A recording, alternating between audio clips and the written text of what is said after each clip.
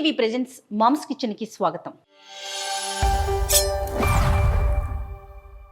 నమస్తే రమగారు. నమస్తే జయ.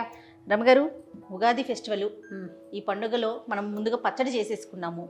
మరి ఈరోజు ఎలాంటి ఐటమ్స్ చేసుకుంటాం? సాధారణంగా ఇంట్లో ఉగాదికి మనం నైవేద్యాలు పెడతారు కదా, గారెలు, బూర్లు, పులిహోర, దత్తోజనం, దాంతోపాటు ఇంకోటి ఏదైనా బొబ్బట్లు లాంటివి ఏదైనా చేసుకుంటాం. అయితే ఇవాళ మనం బొబ్బట్లు చేద్దాం. తప్పకుండా అండి. ఈజీగా సింపుల్గా, అంటే ఈజీ సింపుల్ కాదు, కొంచెం ప్రాసెసే కానీ, కాస్త ప్రాసెసే కానీ చేసేకి చాలా బాగుంటుంది. తప్పకుండా రమగారు. ఓకే, ఏం చేద్దామంటే వీటికి కొంచెం ప్రాసెస్ పెద్దది, కొంచెం ప్రిపరేషన్ ఎక్కువ.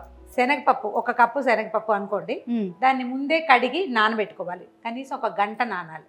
శనగపప్పు కడిగి పక్కన పెట్టడం, మైదా పిండి కలుపుకోవటం. పై పూతకి బొబ్బట్లు అంటే లోపల ఒక పూర్ణం పెడతాం, పైన పూత పెడతాం కదా, ఆ పూత పెట్టే మైదాన్ని మనం నానబెట్టుకోవాలి. ముందే కలిపేసి పక్కన పెట్టుకుందాం.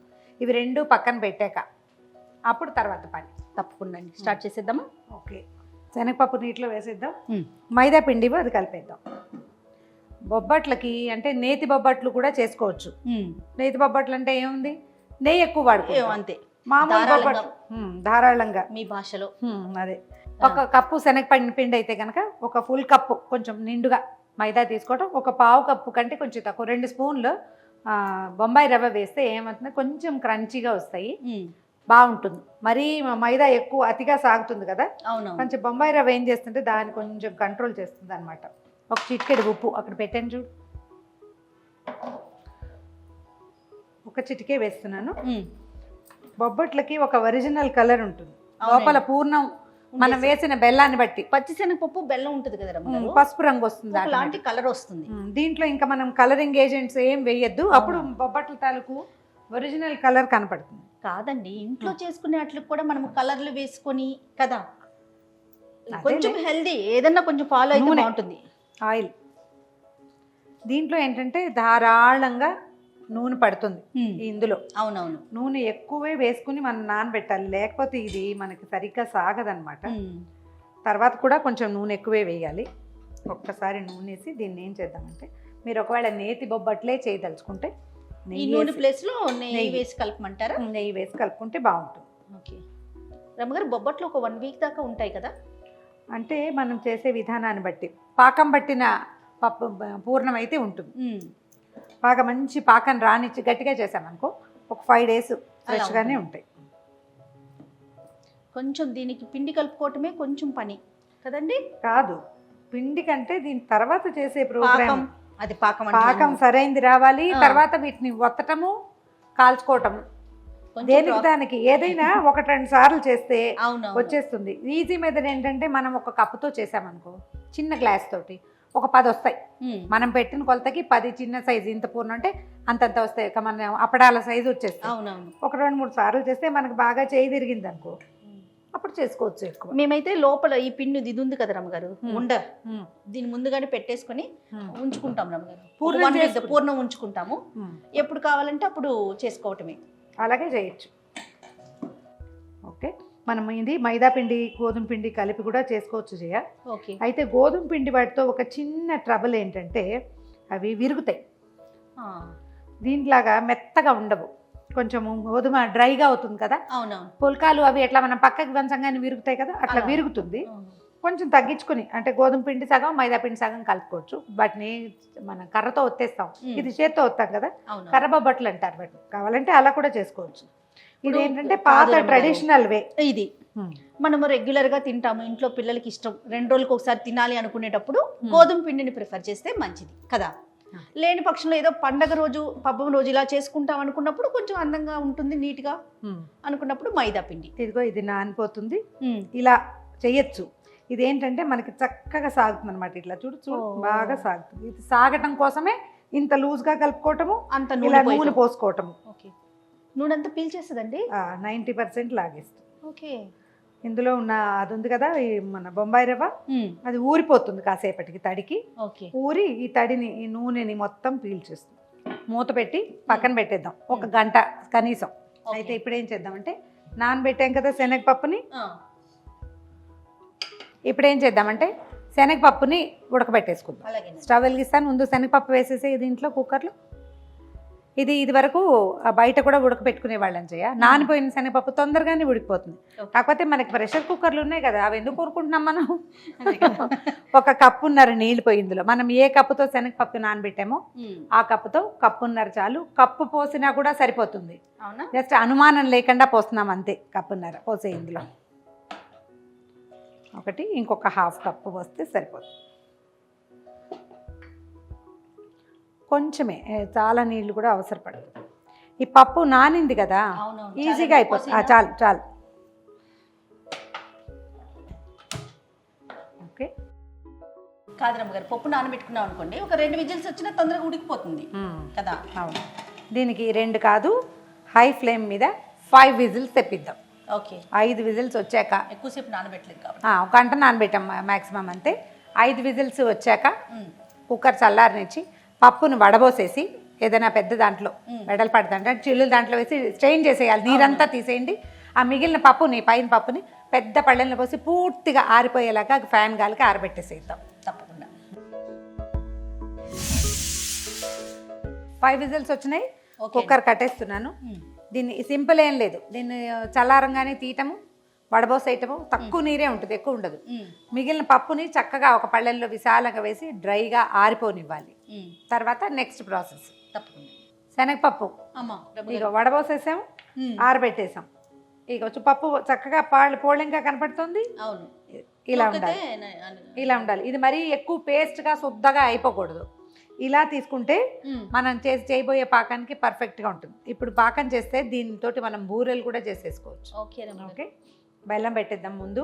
దీన్ని ఏం చేయాలంటే ఒకసారి గ్రైండ్ చేసి తెచ్చుకోవాలి. ఓకే.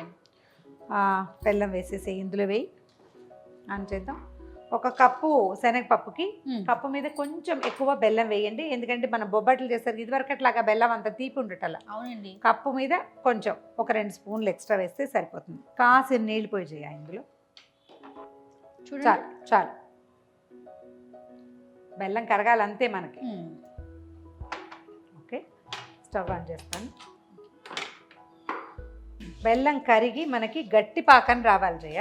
జనరల్గా బెల్లం వేసింది మనం కొంచెం వడపోసుకోవాలి ముందు, అందుకని కాస్త నీళ్ళు ఎక్కువ పోసుకుంటాం. ఈసారి మన బెల్లం ఇది ఆర్గానిక్ బెల్లము అండ్ ఇందులో కలరింగ్ ఏజెంట్ ఏం వేయలేదు. అవును, అందుకని మనం వడబోయటం లేదు, పాకం పట్టేసుకోవటమే.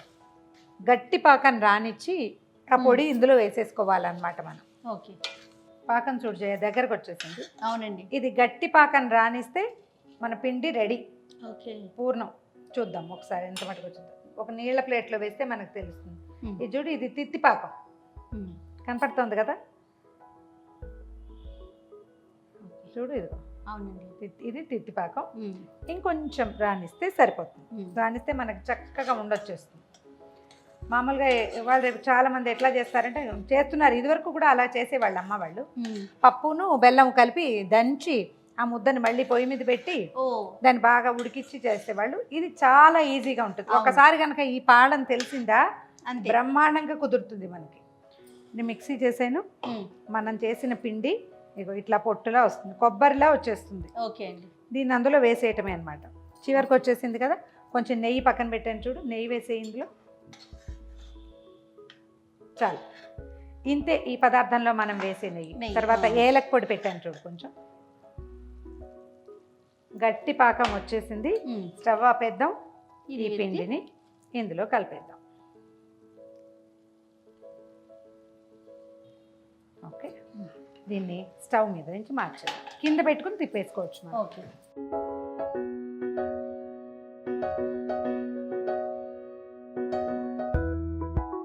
కలిపేస్తే 5 నిమిషాల్లో ఇది చల్లారిపోతుంది. ఉండలు చేసేసుకోవచ్చు. మనం ఇందులో వేసిన పాకం పిండిని బాగా కలవనివ్వాలన్నమాట. దీంట్లో బూరెలు చేసినా కూడా పాకం చీదదు. బూరెలు పూర్ణం చీదేస్తుంటుంది కదా ఒక్కొక్కసారి, బయటకు వచ్చేస్తుంది. ఇది రాదనమాట. ఇది మొత్తం తడంతా పాకపు తడి పీల్చేసింది. కలర్ చూడు ఎంత చక్కగా వచ్చింది. ఈ సైజు మనం ఏ సైజు చేయదలుచుకుంటామో ఆ సైజు ఉండలు చేసుకోవటం. చల్లారిపోయింది చూడు ఇది. అవునవును. దీనికి 2-3 పనులు ప్రత్యేకంగా ఉంటాయి జయ. మైదా పిండి చుట్టూతా పెడతాం కదా, పొదగటం అంటారు వాటి. పొదగటం అండి. బాగుంది. బొబ్బట్లు పిండి పొదిగేసి పూర్ణం పొదిగి ఇవ్వాలన్నమాట. ఒకళ్ళు పొదిగిస్తే ఇంకొకళ్ళు ఒత్తుతారు, మూడో వాళ్ళు కాలుస్తారు. అట్లా ముగ్గురు లేదా నలుగురు. నేను ఇలా ఉండ చేసిస్తాను రమ్మగారు, పొదగట మీద మీరే చేయండి. నేను ఉండలు చేసేసాక చూద్దాం. కొంచెం గుండ్రటి ఉండలు చేసుకోవటమే ఇది. ఓకే, కొంచెం పెద్ద సైజే చేస్తున్నారు, తొందరగా అయిపోతాయని. ఇందాక నేను ఎంత నూనె పోసాను, ఇప్పుడు ఏముంది ఇందులో? అవును రమ్మగారు కదా, మొత్తం తాగేసింది. తాగేస్తుంది. అయితే ఈ పదార్థాలని డైటింగ్ ప్లాన్ ఉన్న వాళ్ళు చేయకూడదు. ఇది కొంచెం నూనె ఎక్కువే పడుతుంది. అంత ఎక్కువ నూనె వేస్తేనే ఇది బాగా వస్తుంది. ధారాళంగా దీన్ని పని పెట్టండి. ఒక 5 నిమిషాలు బాగా మర్దన చేస్తే మనకు కావలసినట్టుగా సాగుతుంది అనమాట. ఇది మరి ఎక్కువ సాగిపోదు, రవ్వ వేసాం కాబట్టి. మహారాష్ట్ర ఆ వైపు జయ ఒట్టి రవ్వతోటి కూడా చేస్తారు. రవ్వలో నీళ్ళు పోసి కలిపేస్తారు, ఆ ముద్దని నూనె డబ్బాలో పెట్టేస్తారు, అది పొద్దున్నే కలిపేస్తారు, ఒక 3-4 గంటలు నాననిస్తారు. అది ఎంత బాగా సాగుతుందో ఒట్టి మైదా. అది కూడా రవ్వ కూడా. రవ్వ స్టిక్కీగా అవుతుందా రమ్మగారు? వస్తుంది. ఉప్మా చేశాక ఎలా వస్తుంది, బంకలా రాదా? అంతే. ఓకే, అక్కడ పద్ధతి. అంటే మనం ఉప్మా అంటే ఉడకబెడతాం కదా, ఇది కూడా నానిపోతుంది. దీనికి ఏంటంటే నూనె పని చేయాలి. మనం ఎంత ఉండలు చేసామో ఇంచుమించుగా అంత తీసుకోవాలి. దీనికి అరిచేతులు నూనె ఒంటికి. నేను చక్కగా మంచి పట్టుచీర కట్టుకుని వండుతున్నాను, కానీ ఇవి ఉండని పెట్టడం, ఈ పనినే పొదగటం అంటారు. దీన్ని సాగదీసి అన్ని పక్కల నుంచి కలుపుకోవాలి. ఒకసారి ఇప్పుడు మనం గోధుమ పిండితోటి కూడా చేద్దాం. అట్లాగేనండి.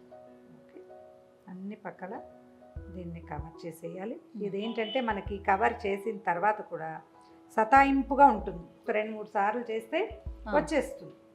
మొదటిది కొంచెం ఏదో విసిగిస్తోంది, ఇది బాగా రావట్లేదు, కొన్ని చోట్ల వదిలేసింది అనిపిస్తుంది. ఏం కాదు, మనం మైదా కాబట్టి అలాగే ఉంటుంది. దీని మీద నూనె ఉంది, చేయబెట్టక నూనెలో ముంచి అలాగా అద్దాలి దాన్ని.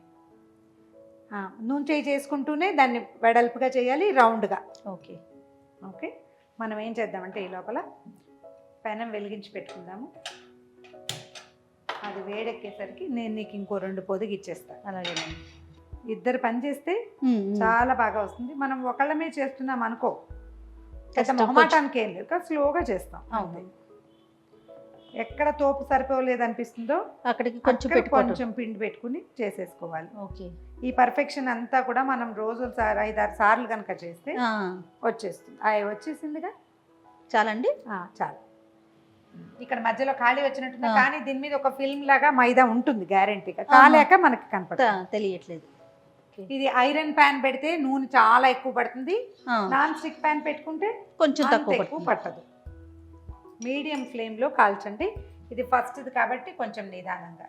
వీటిని ఏం లేదు, దీన్ని అలాగా దీని మీద నుంచి తీసేసుకోవచ్చు.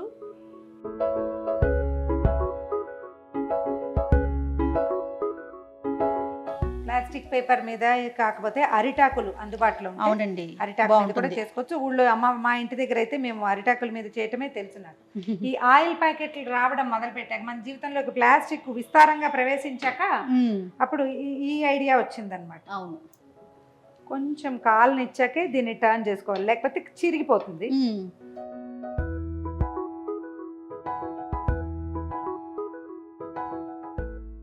రెండో వైపు కూడా కొంచెం డ్రై అయ్యాక మనం ఆయిల్ కానీ నెయ్యి కానీ ఏది వేసుకుంటే అది బాగా వచ్చింది. బ్యూటిఫుల్గా. జయ, నీకు ఉత్తరం బాగా వచ్చు జయ.